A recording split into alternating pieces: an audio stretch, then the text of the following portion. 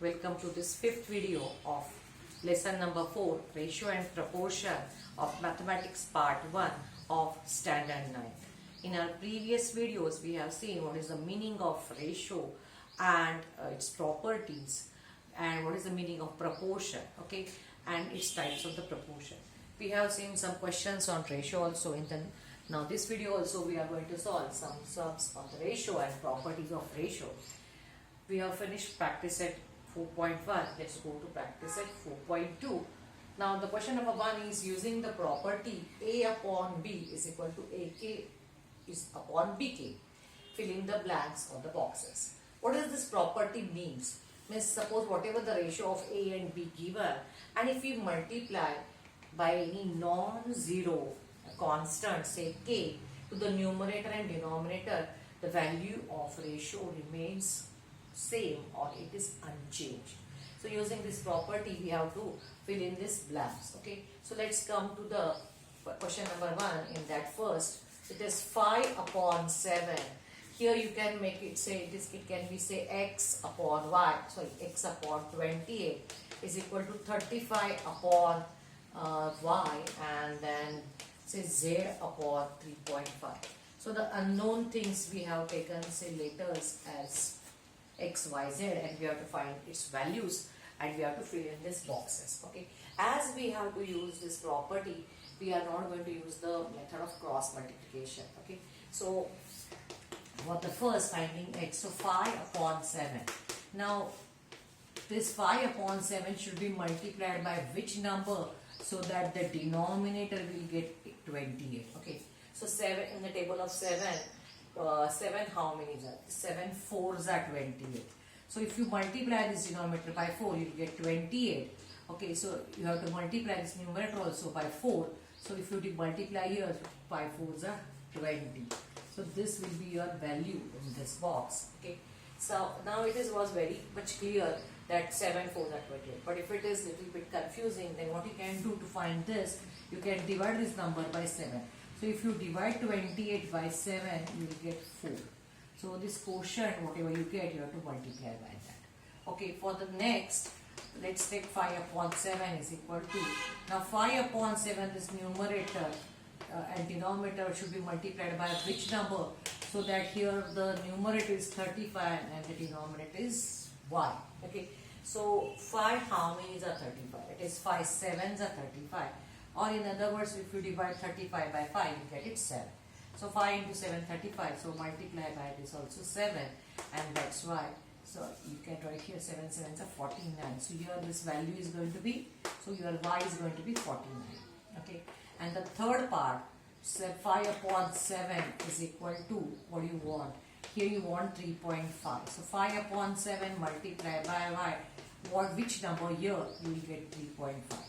Now in this number 7, now this is, if you observe this, this is not 35, it is 3.5. But if you are not able to write which number, what you can do rough work, you can just take this 3.5 and divide it by 7. So if you divide this by 7, what you will get?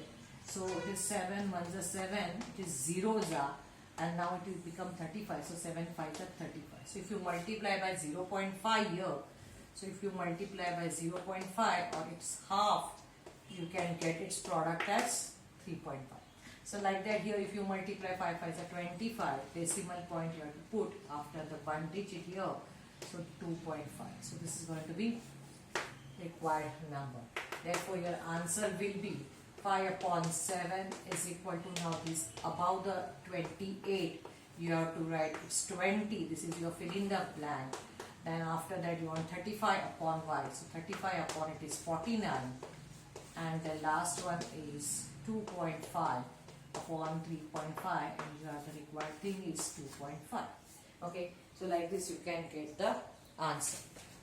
If you can do, if you want this answer just for multiple choice question or something like that, MCQ, you can go by oral calculation also wherever possible. Okay, but this is the way to do it. Now similarly there is the second one. In second we have, in second question is 9 upon 40 is equal to 4.5 upon box here it is box upon 42 and here it is box upon 3.5. Okay, if you can do orally, how can you do it? So if it is 9 upon 14, now 4.5, how you will get this? If you observe, it's half of 9, you get 4.5. So if you multiply this by half or 0.5, you can get it. If it is possible, so it's 9 multiplied by half, you are going to get 4.5. That's why 14 multiplied by half, we will get it 7. So if it is possible, you can go directly also, you can write this answer. Otherwise, the regular method also I have explained in question number 1. Now 14, how many are 42? So here it is 14, 4 3s are 42. That's why you have to multiply 9 into 3. 9 3s are 27. So the numerator will come 27. Like this also you can write. And what about here 3.5? Okay. So how can you get 3.5? Now in the table of 14, where do you get 3.5? So you can do one thing. You can divide this 3.5 by 40. How can you divide this? So if you are dividing by 14 directly, like this also, if you want to divide 3.5 by 14, 14 zeros are 0, take 3. After decimal it's 5, so put decimal. Now 14 ones are 14, 14 twos are 28. Subtraction is here 7, take 0. So 14 5s are 25, 14 5s are 70. So here you get 0. So this number, remainder is 0.25. Okay. So you have to multiply this 14 by 2.5. So 9 upon 14, if you multiply by 2.5, then you will get 3.5. So here also you have to multiply by 3.5. So what is 20? Just see the table. 25 nines, it is going to be 225. Okay, put the decimal after one digit, it's going to be 22.5. So both the numerator and denominator are multiplied by 2.5 and the product you get 22.5. And then this is the one way of getting by decimal, or otherwise what you can get, if you just remove this decimal to the right one digit and you make it 35, here also you can make it the decimal just to shift right to right, and you can make it 140.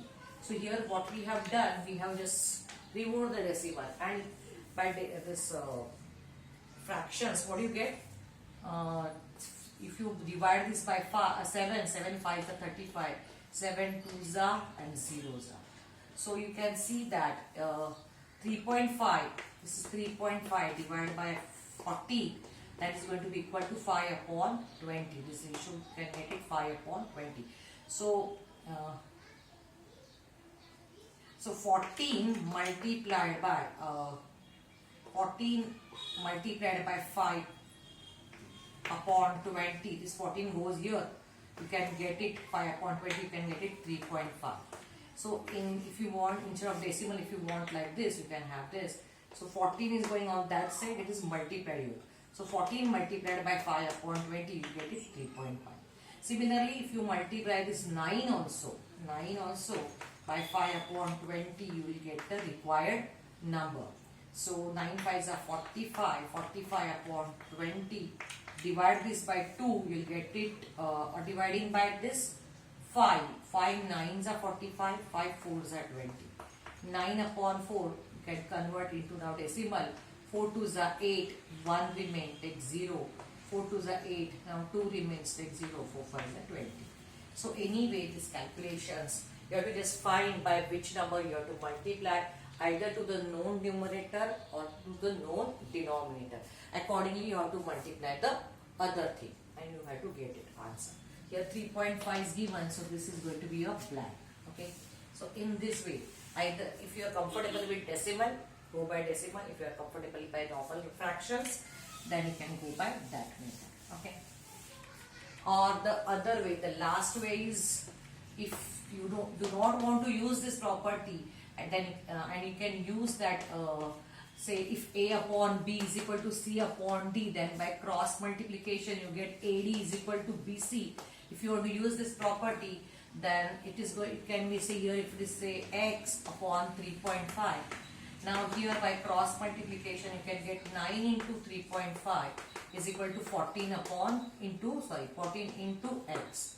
And this x will be 9 into 3.5 divided by 40. Now doing this calculations you can get the value of x. So this is also another method, but as is here it was told specifically that use this property, so we have used this property and solve the answer. Otherwise you can use this cross multiplication also. Okay, now let's go to question number 2, where we have to find the following ratios. In that, the first one, the question is the ratio of radius to the circumference of a circle. Okay, so let's go to the question number 2. In that first,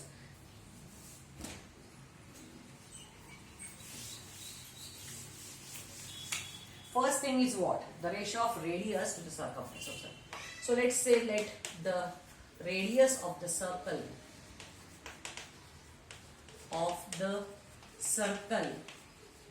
be r. Okay, we have used r, this variable for the radius of the circle. Therefore, its circumference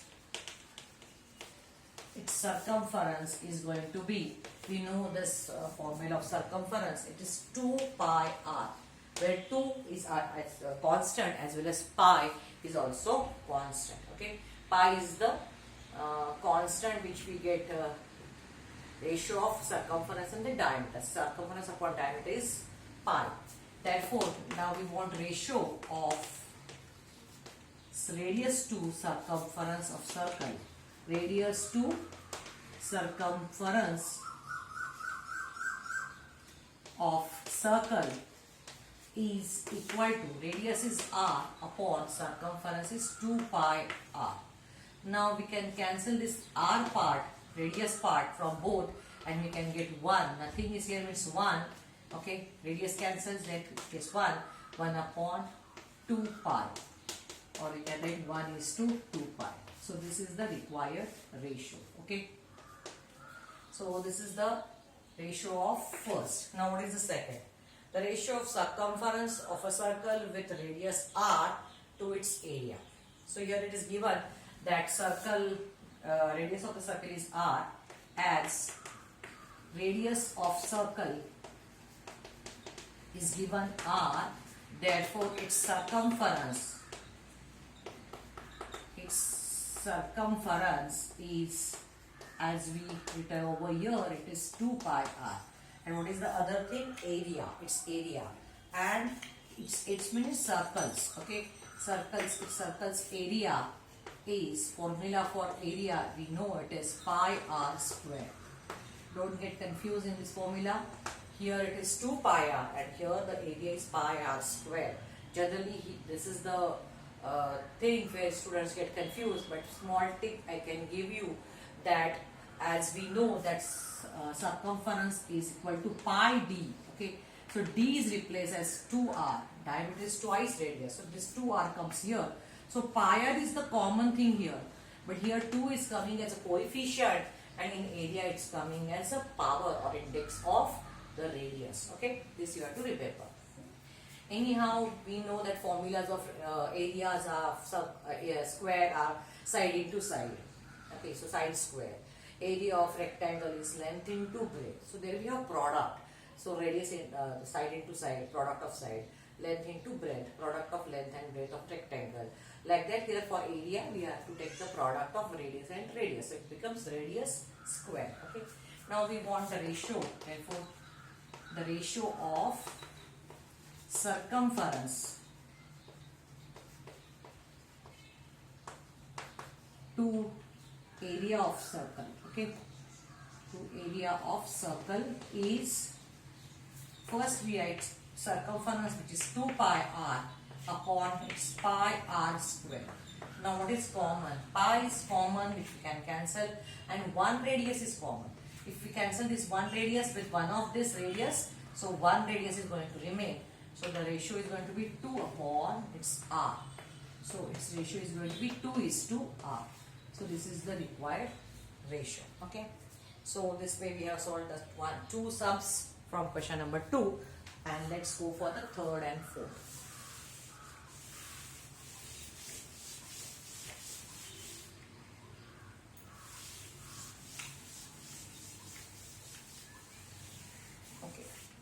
So in question number 2, what is the third? The third one is now the ratio of diagonal of a square to its side if the length of the side is 7 centimeter. So what is given here? What is the figure? It's a square. So square is a type of a quadrilateral where all sides are equal as well as each angle is a right angle. This both the conditions should be fulfilled, then only we call that quadrilateral as a square. I'm sorry for the disturbance in the surrounding. Okay, we do not have control over it, so sorry. So square is a quadrilateral where each angle is a right angle and each side is equal in length. Okay. Now here the side length of the side is given 7. So all sides are 7. Now what we want? We want the ratio of diagonal of a square. Say this is the diagonal. Okay. Let's name this for our convenience. Say ABCD is a square where side is 7. Okay. And diagonal we do not know. We have to find this diagonal. Okay. So we want the ratio of the diagonal AC with any one of the side. So let's write, let quadrilateral ABCD is a square with side 7 centimeter. Okay. Therefore, now if you take this triangle ABC, you will find that triangle ABC is a right angle triangle at B, because B is a right angle. So it's ABC is a right angle triangle. So in triangle ABC, angle B is going to be 90 degree. As it is a square, angle B is 90 degree. And what about AB and BC? Both are equal to 7 centimeter. Here we can use Pythagoras Theorem to get AC. Therefore, by Pythagoras Theorem,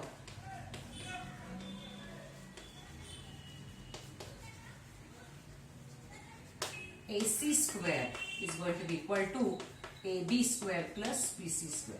So the hypotenuse square is equal to side square plus side square. That's why we get this statement. Now AC square we will get it as AB is 7 square plus BC is also 7 square. 7 square it is 49, again 49. 49 plus 49 is going to be 98. Now we want AC square. From AC square we want it 80. So we want to know what is 90 square of what. Okay. Therefore AC is going to be square root of 98. Taking the square root of both sides, we get 98. Now we know 98 is not a perfect square. So what we have to do? We have to factorize in such a way that one of the numbers should be proper factor. Now here only we have seen it is twice of 49. So it is 2 times 49. 98 is 2 times of 49. So if we split this square root of 2 and it is square root of 49. Now 2 is not a perfect square but 49 is a perfect square. So we can find square root of 49 and therefore AC we can take square root of 2 into 7. Now here what we do, generally we write the rational number first and then the irrational, that equals to 7 root 2. It's in centimeter. Okay, so we have got this way the diagonal of the square. So we have to take the ratio. Therefore ratio of diagonal, I'm just writing now diagonal of square to side of square. I have written here to colon, that is ratio side of square is going to be 7 root 2 is to side is 7. Now if you divide the both the term by 7, you will get it root 2 is to 1. So this is going to be the ratio of diagonal of a square to its side. Now, is it going to be true only for if the side is 7? If side is something else, what will be the ratio in that case? Say side of the square instead of 7, if it is x, any variable of x, so what will happen? Suppose this is x, then all sides are going to be x, correct? Then what will happen over here? So AB and BC will be instead of 7, it will be now x. So by Pythagoras Theorem, here I will write, say AC square is going to be AB square plus BC square. Now AB is x, so if it is x square, again it is x square. So AC square is going to be equal to 2x square, correct? And then what will be AC? Taking square roots of both sides, it's square root of 2 and square root of x square. Okay, so AC is going to be square root of x square, let's write it here, x, and this is going to be root 2. So in that case, your diagonal of the square, you get it as x root 2. So whatever may be the length of the side, diagonal, when the side is x, it is, diagonal is what? X root 2. When side was 7, it was 7 root 2. So this, the ratio of diagonal, that is x root 2 is to x, is going to be again root 2 is to 1. So always you have to remember that diagonal of the square is, diagonal of the square, that's diagonal of the square is, it is side into root 2. So this is one of the formula which you can use anywhere. So whatever the length of the side of the square may be, its diagonal, if you want, you can get its diagonal by just multiplying root 2 to the side. So this is the one of the formula which is used frequently in our sums, by doing any sums in a smart way. Okay. So for any diagonal, for any square, the ratio of diagonal to side is root 2 is to 1. Okay.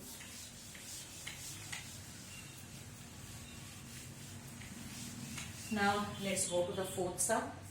The fourth one is the length of the side of rectangles are 5 cm and 3.5 cm.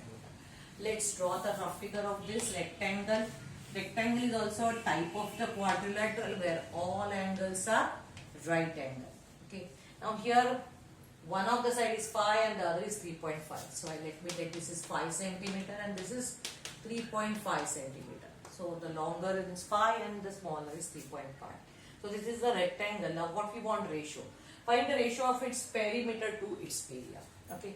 So in rectangle, if we want to give name for our convenience, let's give it, say here A, B, C, D. Anyway we can put the name. In rectangle A, B, C, D, let AB is 5 cm and BC is 3.5 cm. Okay. So these are the lengths and lengths of the sides are like this. So what is perimeter? Therefore perimeter of rectangle, we know the formula, it is 2 times length plus breadth. So it is 2 times this AB, if we are taking as length as 5 and then AD as breadth, it is 3.5. So it is 2 times 5. This after decimal 0.5 will come as it is, and this 5 and 3 will be added. 5 plus is going to be 8 and it will get it 8 to the 16 and 0.5 ka double, it is 1, that is 17. Oral calculation, or if you want to multiply, then 2 5s are 10, 2 8s are 16 plus 1 17 decimal. So anyway you get it at 17 centimeter. If you want to do orally, it is 8 to the 16 and 0.5, that's half, this double is 1. 16 plus 1, 17. So you can do calculation like this also. And now area of the square, area of the rectangle. Area of the rectangle, its formula is length into breadth. Length is 5, breadth is 3.5. Multiplication, you will get it. 5 5s are 25, 2 carry, 5 3s are 15 plus 2, 70. Put the decimal point, it's square centimeter. Okay. Therefore now ratio of perimeter to area of square.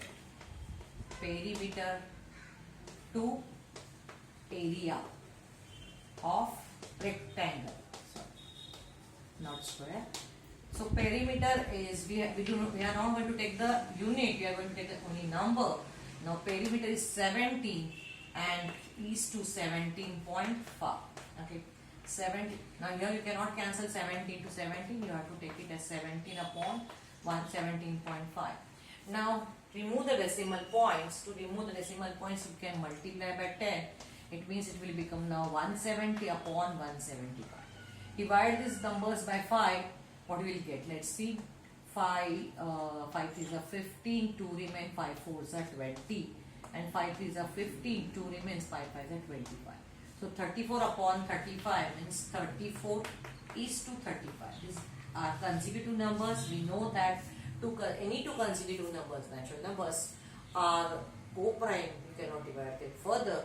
So this is your final answer. I hope you have understood both the questions on the ratio and properties of the ratio. If you have understood, please give me your likes, give me your comments, please share with your friends. If you are not yet subscribed to the channel, please subscribe and don't forget to press the bell icon. Thank you very much. Keep watching.